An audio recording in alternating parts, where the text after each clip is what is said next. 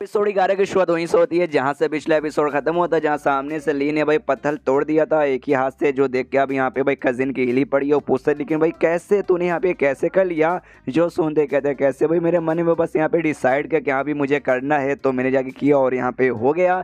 जो सुनते कजन के और भी फट के हाथ में आ जाते कि भाई ऐसे कैसे भाई, इतना आसानी से बोल रहा है जैसे इसके लिए यहाँ पे कुछ है नहीं। बंदूक की वाकई में फट के हाथ में जाती है। सामने से मेरा पंखा यहाँ पे कमाल का है, पंखा ही मेरे यहाँ पे वेपन है, लेकिन कोई ऐसा वैसा नहीं है। इसमें स्पेशल टाइप के भाई क्रिस्टल और मालूम नहीं क्या क्या लगे हुए हैं। और एक बड़े कमाल के मास्टर थे भाई, उन्होंने ये यहाँ पे बनाया था। प्लस भाई किसी और के पास जाके मैंने ट्रेनिंग लेके भाई यहाँ पे खुद को पावरफुल बनाया, तब जाके इसको यूज़ करने के यहाँ पे बराबर हुआ। तब जाके सामने से इसका यूज़ करके यहाँ पे मैं बड़े बड़े पत्थर में ऐसा क्रैक कर सकता हूँ। लेकिन इसने बोला भाई, इसने लिटरली कुछ नहीं किया, कुछ मतलब कुछ नहीं, बस इसने मन में डिसाइड किया कि हाँ मुझे करना है और सामने से यहाँ पर हो भी गया। जो मुझे वाकई में यकीन हुआ, दिमाग पूरा ऐसा भौचक्का हो जा रहा है। लेकिन छोड़ो सारी बातें, सामने से यहाँ पे कहता भाई मतलब यार मैंने पहले भी कुछ बंदे तेरे पीछे लगाए थे, तेरे बारे में पता करने के लिए पूछताछ भी की थी, तेरे बारे में बहुत कुछ मालूम चला था। लेकिन अब लगता है भाई तेरे बारे में जो भी हमने पता किया था, वो जो पता भी किया भाई वो भी ऐसा कुछ खास नहीं है भाई। तेरे बारे में हम अभी भी बहुत सारी चीज़ें नहीं जानते। जो सुनते सामने से यहाँ पे लिख था भाई, इंसान की यही तो खासियत है,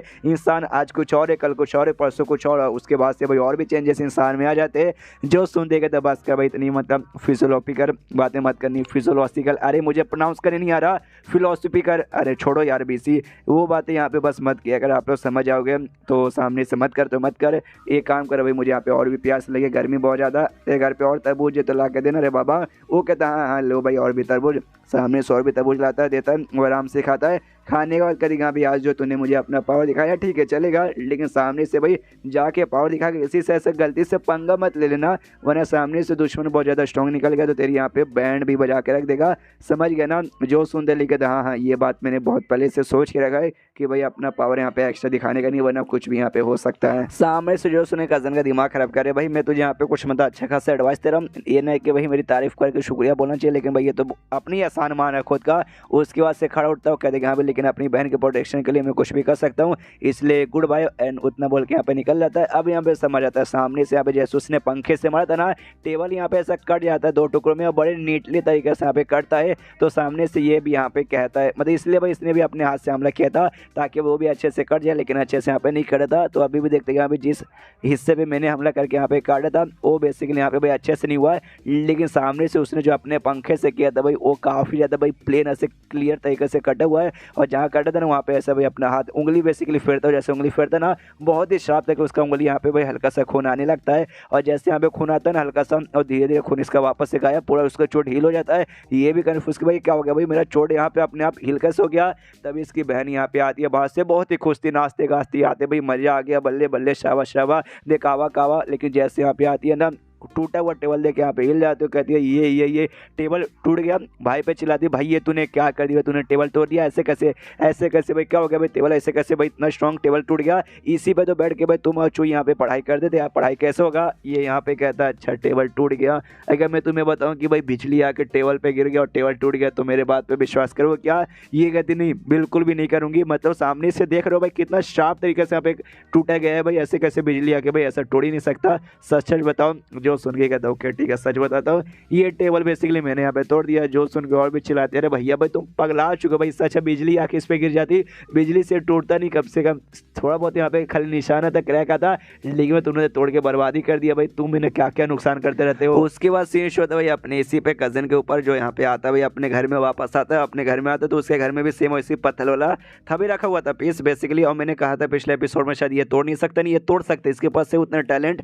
तो सामने से यहाँ पे भाई जाता है उसके पास और जाता है यहाँ पे भाई अपना पूरा पावर ऐसा कॉन्सेंट्रेट करवाता है और हमला करके यहाँ पे भाई तोड़ देता है। या तोड़ने को देखते ही यस भाई यहाँ पे तोड़ सकता हूँ।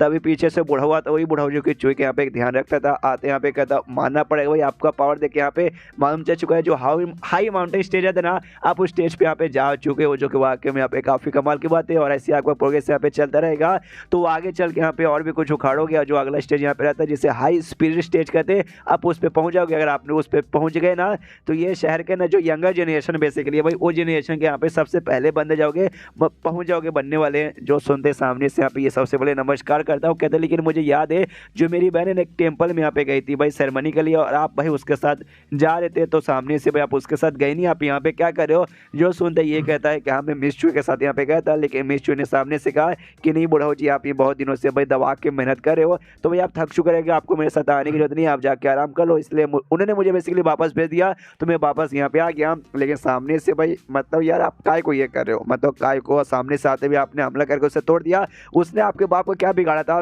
जो सुन देखा नहीं भाई उस लड़के ने भी किया था, तो मैंने भी यहाँ पे कर दिया। ये पूछता उस लड़के ने किसने, तो कहता भाई किसने क्या, भाई वही ली मुयांग भाई, सामने जिसको ना सबसे बेकार ऐसा माना जाता था, लेकिन अब इतना टैलेंटेड हो चुका है, सामने से एक ही अटैक में उसने ऐसा तोड़ दिया। जो सुनते ये कहता तो उसमें कौन सी बड़ी बात है भाई, आपने भी एक अटैक में भाई एक हाथ से तोड़ दिया, तो भाई आपको उससे यहाँ पे काय की जलन हो रही है, आपके यहाँ पे काय को जल रही है।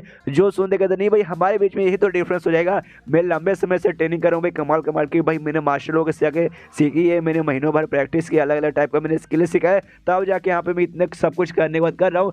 लेकिन वो बंदा बस उसने डिसाइड किया कि हाँ भी मुझे करना है, इसलिए उसने कर लिया और बस हो गया। और आपको यहाँ पे अजीब और काफी ऐसा स्कैरी टाइप का नहीं लगता कि हाँ भी मुझे तो बहुत लग रहा है। जो सुनते ये कहता है मुझे लगता है ऐसे रहा, जब पिछली बार उनके ऊपर अटैक हुआ था, मिस चुई के ऊपर अटैक हुआ था, मैं भाई उनका पर्सनल बॉडीगार्ड हूँ, तो मैं भी उनके साथ गया था अकेडमी में, बाहर से यहाँ पे रुका था, वो आराम से यहाँ पे अंदर बैठी थी, और उसी समय सारा भाई वो किलर यहाँ पे हमला करने आ गया था, और मुझे यहाँ पे आइडिया लगा नहीं भाई, मुझे लेट हो गया बेसिकली जाके ऐसा बचाने में, उतने में उसने हमला कर दिया था। लेकिन उस समय भाई ली यहाँ पे सामने आया, उसने वो उनके अटैक को रोका, अपनी टरी भाई नंगी हाथों से रोका था, जिस चक्कर में उसके हाथ के भी आर पर है ना चाकू वगैरह यहाँ पर हो गया था, तो उस समय सामने से रोक लिया। लेकिन भाई उसने एंड में किलर को भी हरा दिया, तो मुझे यहाँ पे थोड़ा सा डेंजरस पर्सन लगने लगा कि हाँ भाई ये बंदा जो कि ऐसा नॉर्मल है, सब इसे नल्ला मानते, लेकिन इतना स्ट्रॉन्ग कैसे हो सकता है। इसलिए भाई पिछली बार भी मैंने यहाँ पे मालकिन से कहा था कि अभी वो बंदा यहाँ पे थोड़ा सा डेंजरस रहेगा, तो उसके पास से अभी मत जाइएगा। बेसिकली घुमा फिरा के मैंने इनडायरेक्टली कहा था कि भाई उसके पास जाओगे तो उसके ऊपर मुसीबत आओगे, लेकिन डायरेक्टली मेरे ये कहने का मतलब था कि वो बंदा ज़्यादा डेंजरस है, इसलिए उसके पास यहाँ पे मत जाइएगा